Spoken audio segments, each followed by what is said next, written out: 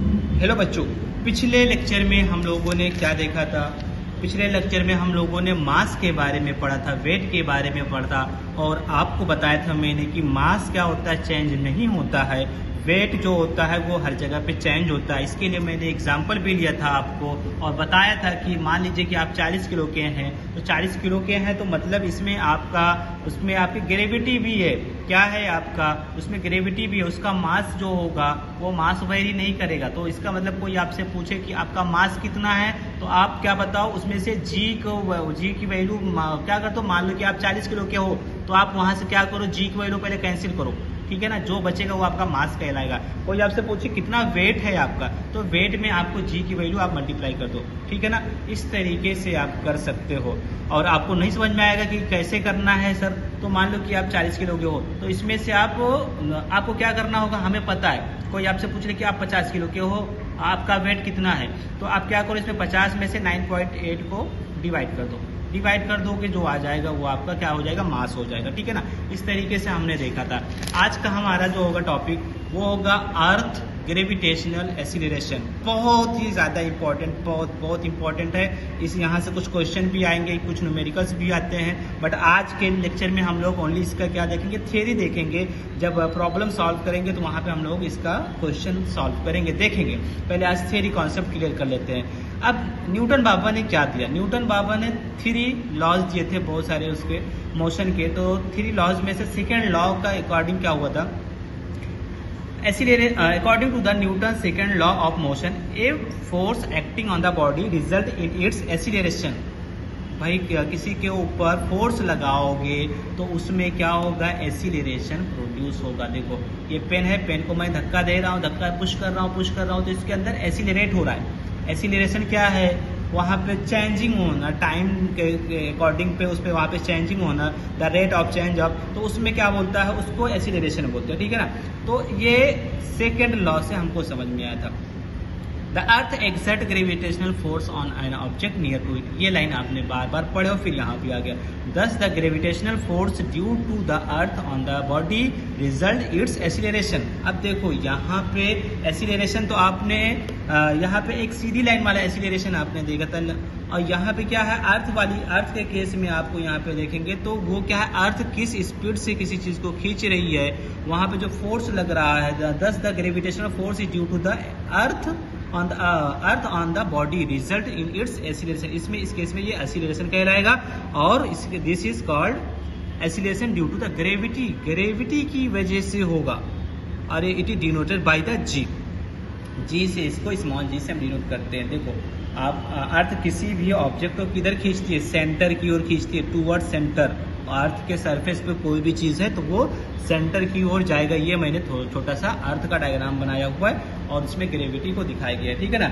अब ये जो जी की वैल्यू है वो कहाँ वो चेंज होगी उसके बारे में देखते। तो value of G on the surface of earth क्या होगा, सबसे पहले तो हम जी की वैल्यू फाइंड आउट करेंगे। स्मॉल जी की वैल्यू क्या होती है, तो एक फॉर्मूला होता है लॉ ऑफ ग्रेविटेशन से, एक फॉर्मूला होता है F equal to g, capital g m मतलब M1 M2 दो ऑब्जेक्ट का मास अपॉन आर स्क्वायर। यहाँ पे सबको डिनोट किया गया है, सबको यहाँ पे बताया गया है कि जी क्या है, कैपिटल जी यूनिवर्सल कांस्टेंट है, एम क्या मास ऑफ अर्थ है, स्मॉल एम क्या है मास ऑफ एन ऑब्जेक्ट है। कोई भी ऑब्जेक्ट मान लो, यहीं पे मान लो ये जो हमने बताया हुआ ना, मान लो कि कोई भी ऑब्जेक्ट यहाँ पे अवेलेबल है ना, तो अब वो अर्थ की ओर साइड में गिरेगा तो किस एसिलेरेशन से गिर रहा है, उसके बीच उसका किस जी से गिर रहा है, स्मॉल जी, किस स्मॉल जी से वो नीचे की ओर जाएगा, है ना। तो उसको हमको पता करना है। तो यहाँ पे आपको एक क्या है, capital m mass of earth है, स्मॉल एम क्या मास ऑफ एन ऑब्जेक्ट है, और r radius between the earth and object. दोनों के बीच का डिस्टेंस जो है वो आर होता है यहाँ पे, और ये पूरा हमारा फॉर्मूला होता है। इसके बाद का जो होता है, अब हम क्या करेंगे, एक दूसरा फॉर्मूला और होता है एफ का, एक दूसरा फॉर्मूला एक और है कि एफ इक्वल टू, अभी हम लोगों ने जिसे पढ़े तो एम जी, ठीक है ना। तो एम क्या है मास ऑफ एन ऑब्जेक्ट और जी मतलब होता है ग्रेविटेशनल एक्सीलरेशन। उसके बाद में फ्रॉम, अब दोनों इक्वेशन आप ले लो, दोनों इक्वेशन से लेने के बाद में एक इक्वेशन ये था F equal to g m m by r square, और दूसरा ये है F equal to m g, है ना। दोनों को हम क्या करेंगे, साइड बाय साइड लिख करके स्मॉल एम कट कर दिए, तो capital small g equal to क्या बचा, GM/r²। ये हमारा बचता है यहाँ पे, ये फॉर्मूला हो जाता है। अगर आपको कहीं भी g की वैल्यू फाइंड आउट करनी हो तो आप ये फॉर्मूला रख करके कर सकते हो। यहाँ पे देखो m क्या मास ऑफ अर्थ और r क्या रेडियस ऑफ अर्थ, ठीक है ना। अर्थ का ही रेडियस है, किसी और का नहीं है। सबकी वैल्यू आप पुट आउट करेंगे तो g इक्वल टू यहाँ पे रखेंगे 6.77 × 10⁻⁻11 और newton metre square upon kilogram. m क्या है यहाँ पे मास ऑफ द अर्थ और रेडियस भी रख देंगे। यहाँ पे मल्टीप्लाई करेंगे, कैलकुलेशन करेंगे और g की वैल्यू हम फाइंड आउट कर लेंगे। तो g की वैल्यू क्या आ जाएगी 9.77, यही आंसर आता है। तो यही मैं आपको स्टार्टिंग में भी बताया था कि कैलकुलेशन कर लो और अपनी वैल्यू पता कर लो कि आपका मास कितना है, आपका मास कितना है। यहाँ पे मैंने बताया था ना 9.8 मैंने नंबर रखा था, 9.777 होता तो उसको आप 9.8 कर सकते हो। इस तरीके से आपको मैंने बताया था, तो ये होता है। अब देखो this acceleration depend only on the mass of earth and radius. यहाँ पे मैंने बताया ना दो चीज़ों पे डिपेंड करेगा, स्मॉल जी की वैल्यू मास पे डिपेंड करेगी और रेडियस पे करेगी, क्योंकि कैपिटल जी तो यहाँ पे कांस्टेंट है। तो इस तरीके से हमको स्मॉल जी की वैल्यू पता चल गई, ठीक है ना। अब स्मॉल जी की वैल्यू में और क्या क्या वेरिएशन हो सकता है उसके बारे में देख लेते हैं। देखो ये अभी हम देख के आए g इक्वल टू GM/r²। इसका मतलब ये है कि g किसके प्रोपोर्शनल है, मास के। g इनवर्सली प्रोपोर्शनल है r² के, ठीक है ना। तो इसका दूसरा इसको ऐसे समझो कि ये प्रोपोर्शनल हो तो मतलब मास अगर हम ज़्यादा कर रहे हैं तो g की वैल्यू बढ़ जाएगी। अगर आपका वजन बढ़ेगा तो g की वैल्यू बढ़ जाएगी, है ना। और मतलब टोटल वैल्यू, उसके बाद में अगर मास कम है तो g की वैल्यू लेस हो जाएगी, ठीक है ना। अगर अभी हम g के लिए देखो, अर्थ के लिए g की वैल्यू बहुत ज़्यादा हुई क्योंकि अर्थ का मास बहुत ज़्यादा है, ठीक है ना। अर्थ अब वहीं पे रेडियस की यहाँ पे देखो ये रेडियस के इनवर्सली प्रोपोर्शनल है। तो अब क्या होगा, रेडियस मोर करोगे तो g की वैल्यू क्या होगी, घटेगी। एक बढ़ेगा एक घटेगा भाई। अगर यहाँ पे रेडियस ज़्यादा दूरी कर रहे हो तो क्या होगा, g की वैल्यू। इसका मतलब ये है कि हम अर्थ से ऊपर जाएंगे, दूर जाएंगे, एबव साइड में जाएंगे तो वहाँ पे रेडियस बढ़ रहा है ना, बढ़ रहा है, डिस्टेंस बढ़ रहा है तो g की वैल्यू क्या होगी, कम होगी, ठीक है ना। अगर रेडियस लेस करोगे तो g की वैल्यू ज़्यादा होएगी। कैसे, अगर आप अर्थ के अंदर जाओ तो g की वैल्यू इंक्रीज करेगा, ठीक है ना। इस तरीके से और क्या क्या वेरिएशन होता है इसके बारे में देख लो। g का अगर कहाँ पे रहेंगे आप, शेप पे भी डिपेंड करता है। किसके शेप पे, अर्थ के शेप पे। अर्थ का शेप कैसा है, अर्थ का शेप है कुछ इस शेप का है। अर्थ ऐसे ही तो है, हल्का सा ओवल शेप का अर्थ है, राउंडेड एकदम नहीं है ना। तो अब देखो इसमें रेडियस अलग अलग है, यहाँ पे रेडियस अलग है, यहाँ पे रेडियस अलग है। तो अगर आप इस साइड में रहोगे तो g की वैल्यू कुछ और रहेगी। वहाँ पे r कम हो गया ना, यहाँ का रेडियस कम हो गया, और यहाँ पे हो तो रेडियस ज़्यादा है, यहाँ का डिस्टेंस ज़्यादा है।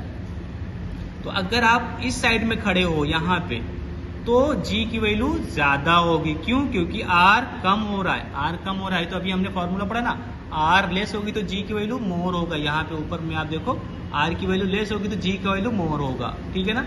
अभी दिखा यहाँ पे r की वैल्यू कम किया तो g की वैल्यू बढ़ गई। तो यहाँ पर भी देखो अर्थ इस शेप का है तो वही तो चीज़ बताया आपको कि अगर इस साइड में आप खड़े हो, ठीक है ना, अर्थ बल्जेस यहाँ पे बताया गया कि अर्थ क्या होता है, बल्जिंग होता है, मतलब ऐसे साइड दोनों साइड में रहता है at equator and is flatter at the pole. तो कुछ इस तरीके से इसमें रहता है। तो अब यहाँ पे देखो, अगर यहाँ पे आप खड़े हो तो g की वैल्यू आपको मैक्सिमम ज़्यादा रिजल्ट मिलेगा, यहाँ पे खड़े होंगे तो g की वैल्यू कम होगी, ठीक है ना। इस तरीके से, क्योंकि ये r पे डिपेंड करता है। दूसरा आपको क्या, एल्टीट्यूड, ऊंचाई पे, हाइट पे भी डिपेंड करता है। अभी आपको बताया, अब इसी से आप देख लो, जैसे जैसे आप ऊपर जाओगे तो रेडियस क्या होगा, जमीन से आप खूब ऊंचे चले जाओ, बहुत ज़्यादा ऊंचाई पे, हाइट पे चले जाओ तो r की वैल्यू बढ़ जाएगी, और r की वैल्यू बढ़ जाएगी तो g की वैल्यू क्या हो जाएगा, घट जाएगी।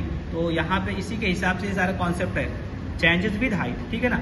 और डेप्थ में भी आ जाओ, यहाँ पे डेप्थ में जाएंगे तो क्या होगा, g की वैल्यू, रेडियस क्या हो रही, कम हो रही। तो अगर g के इसमें अगर आप देखेंगे रेडियस के हिसाब से तो g की वैल्यू एकदम से, रेडियस कम होगी तो g की वैल्यू मैक्सिमम होगी। इस तरीके से अगर आप देखेंगे। बट अगर मास से कंपेयर करोगे आप, अगर आप मास से देखोगे तो मास के डायरेक्टली प्रोपोर्शनल है, तो वहाँ पे क्या हो जाएगा, वहाँ पे 0 हो जाएगा। तो ये थोड़ा इसमें थोड़ा सा चेंजिंग है, इसको आप याद कर लेंगे, ठीक है ना। तो आज के लिए इतना ही रखते हैं। अगले लेक्चर में हम लोग और भी देखेंगे, फ्री फॉल देखेंगे, ठीक है ना, और इसके वेलोसिटी देखेंगे। तो ये लेक्चर कैसे लगा आप इसको कमेंट में करें और अपने फ्रेंड्स में शेयर करें, सब्सक्राइब करना ना भूलें। Thank you for watching.